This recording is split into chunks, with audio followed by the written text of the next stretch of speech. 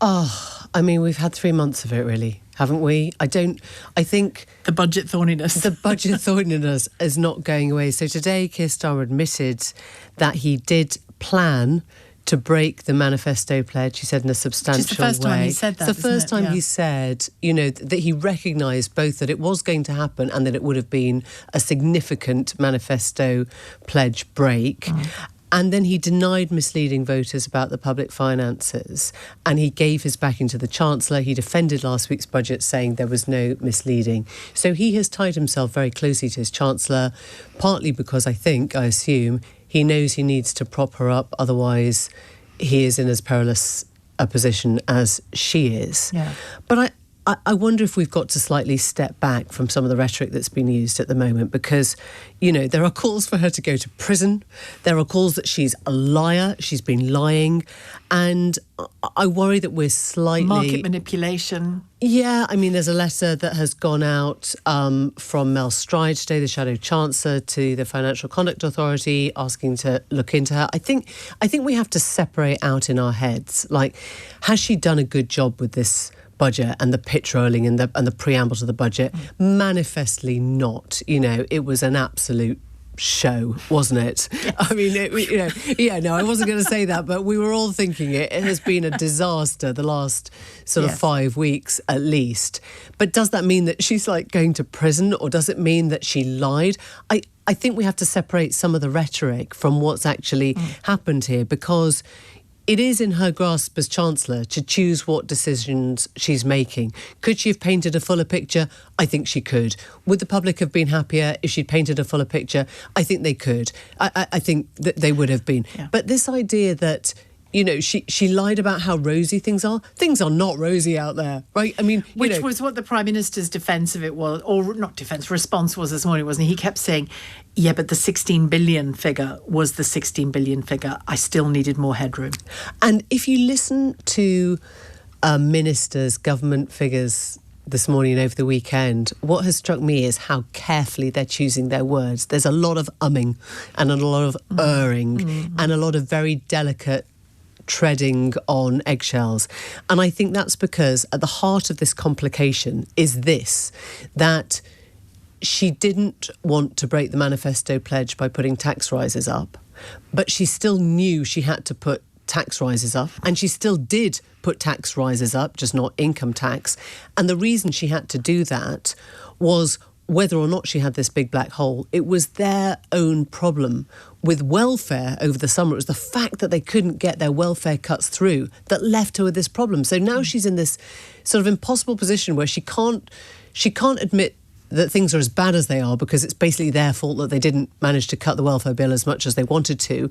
So she starts sounding as if, things are bad when they're not as bad, but they're not exactly rosy either.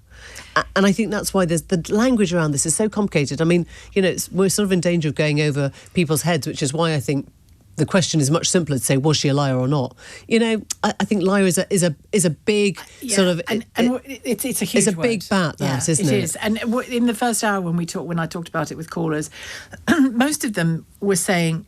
They certainly, most felt misled, but that's slightly different than an out-and-out lie, isn't it? But they most said, look, if we had some rosy news, God, give us some rosy news about tax receipts, just give it to us. Yeah. And even if you then say, we still need some more headroom and we're going to do this, then I'll either agree with that or I'll disagree with it. But at least I won't feel like you're sort of a shapeshifter, I mean, I still go back to that press conference that she gave at 8:10 on the...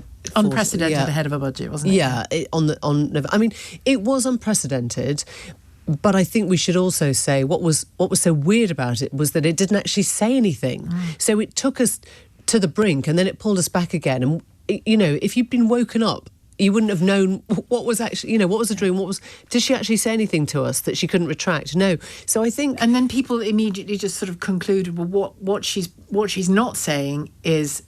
they're going to put taxes up. Look, we cannot be in a world, can we, whereby politicians order a press conference to not say the thing that they then want everyone to understand without them saying it. I mean, that is wrecked politics. But does that speak to how politically clumsy this particular government is from time to time? Fairly frequently. Sheila, look, step back 18 months and say, they were voted in.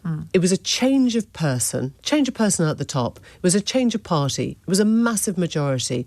They had so much freedom at that point to do something brave and bold and stick their name on it, right? They could have done Attlee. They could have done the Bevan reforms. They could have done something where they could have been Thatcher. You could have said, well, I don't like what they've done. I don't like what she's done, or, you know, I don't see the point of that now. But they're clear about what they're doing but and I why. get what they're doing. And I think for many people now, that is the sort of failure, is why didn't you just use this opportunity? It was a golden opportunity and you had the majority and you just need to be brave. And it's gone. The one other thing I'd say, though, is I know I've been speaking to people around Starmer and around Number 10 who are still furious with what happened with the OBR and how that whole thing was leaked. Which we're due to hear about, aren't we, this afternoon? We're waiting to hear about that. And there are people who think that Richard Hughes will not last 48 hours, the head of quite the frankly. The head of the OBR, that he has to go, and they think there is going to be a reining in of sorts. So, and I know there are some people even suggesting that the FCA should be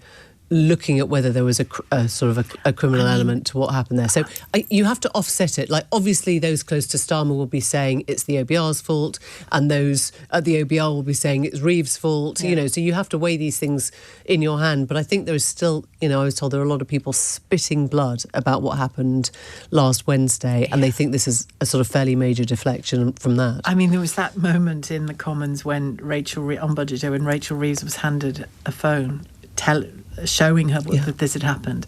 I mean, plaudits to her for her restraint. It's sort of snuff movie stuff, isn't it? It's where you can't believe that the world has evolved in a different way to the one that you've been trying to speak about right there. But she still managed to stand up and do the budget speech. So anyway, thank you very much, Emily. Emily Maitlis, co-host of the Global Podcast News Age.